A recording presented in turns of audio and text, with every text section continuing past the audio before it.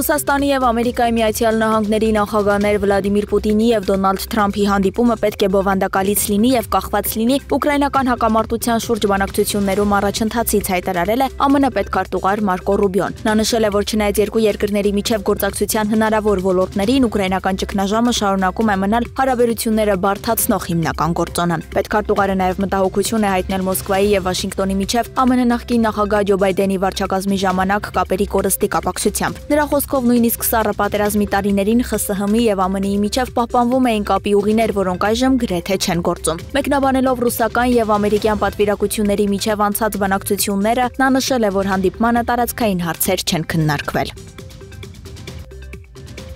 Ռուսաստանի Դաշնության նախագահ Վլադիմիր Պուտինը հեռախոսազրույց է ունեցել Սաուդյան Արաբիայի թագաժառանգ Մոհամմեդ բեն Սալման ալ Սաուդի հետ։ Նա շնորհակալություն է հայտնել փետրվարի 18-ին Էր-Ռիադում ԱՄՆ-ի հետ բանակցությունների համար բարենպաստ պայմաններ ստեղծելու համար, որը նպաստել է երկու երկրների պատվիրակությունների կառուցողական եւ արդյունավետ աշխատանքին։ Հաստատվել են ռուս-սաուդյան գործակցության հետագա զարգացման տրամադրությունները, այդ թվում առևտրի, ներդրումների եւ էներգետիկայի ոլորտներում։ Նշվել է, որ կողմերը կշարունակեն սերտ գործակցությունը նավթի համաշխարհային շուկայի կայունությունը պահպանելու նպատակով։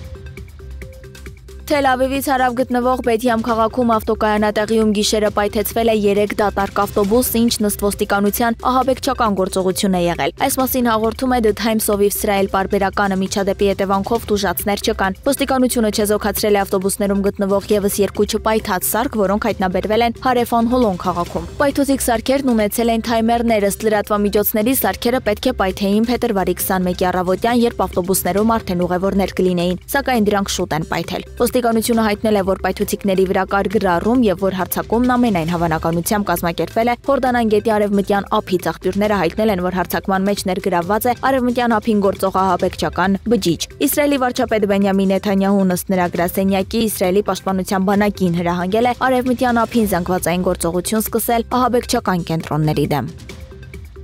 Իսրայելի բանակը հայտարարել է, որ հինգշաբթի Գազայում հանձնված 4 իսրայելցի գերիներից մեկի մարմինը չի պատկանում Շիրի Բիբասին։ Նրանք Համասից պահանջել են վերադարձնել իրական մարմինը։ Համասը դեռևս չի արձագանքել Իսրայելի ռազմական կառույցների այս հայտարարությանը։ Ավելի վաղ Համասը Գազայում Կարմիր խաչին էր փոխանցել իսրայելցի 4 պատանդի մարմիններ, որոնց թվում եղել են մայր իր 2 երեխաների հետ։